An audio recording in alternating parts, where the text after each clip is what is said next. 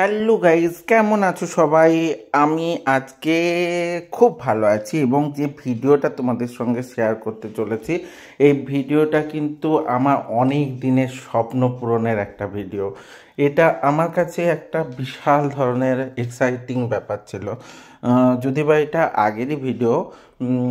জীবনে জীবন বলতে ছোটোবেলা থেকে আমি যেহেতু গ্রামের ছেলে, এখানে কিন্তু সবার মধ্যেই একটা জিনিস শেখানো হয়। সেটা কি বলতো, এটা শহরের ছেলে মেয়েদের ক্ষেত্রে একটু চেঞ্জ, কারণ আমার যেসব শহরের বন্ধুরা আছে তাদের কাছে কিন্তু আমি ওভাবে শুনিনি। কিন্তু আমাদের এই গ্রামের ছেলে মেয়েদেরকে কিন্তু শেখানো হয় নিজের থেকে একটা বাড়ি বানাতে হবে।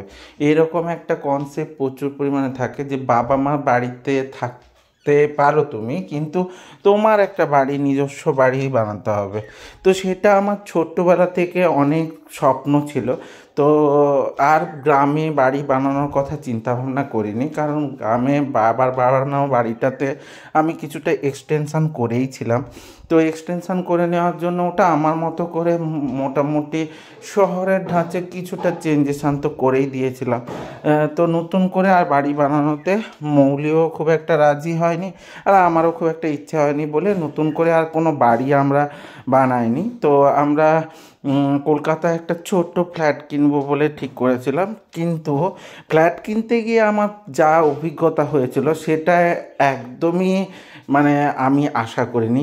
তো সেটা কি ছিল, সেটা এমনই ছিল যে আমি ভেবেছিলাম যে একটা মোটামুটি টাকা যেটুকু জমিয়েছি বা লোন যা পাবো তা দিয়ে আমার ফ্ল্যাট কিনতে কোনো অসুবিধা হবে না। কিন্তু ফ্ল্যাট দেখতে গিয়ে যখন আমি দক্ষিণ কলকাতা থেকে ফ্ল্যাট দেখা শুরু করি, তার যা বাজেট ছিল তা আকাশচুম্বী ছিল। তো আমার পক্ষে কোনোভাবেই সম্ভব ছিল না। তো কলকাতার সাউথে যারা জানো তারা জানোই যে সাউথের কিন্তু রেট অনেকটাই বেশি।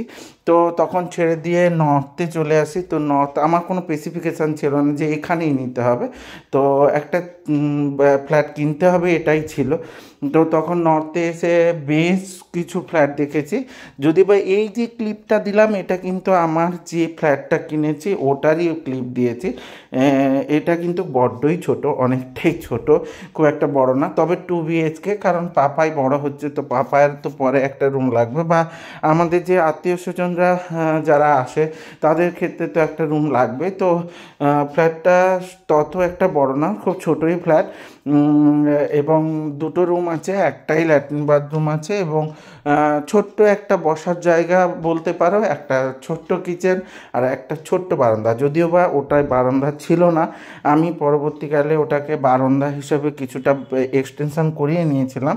তো সেই হিসেবে মোটামুটি আমাদের থাকার পক্ষে যথেষ্টই। তো তোমরা কে কে এ ধরনের কিছু স্বপ্ন পূরণ করেছো অবশ্যই আমার সাথে শেয়ার করো।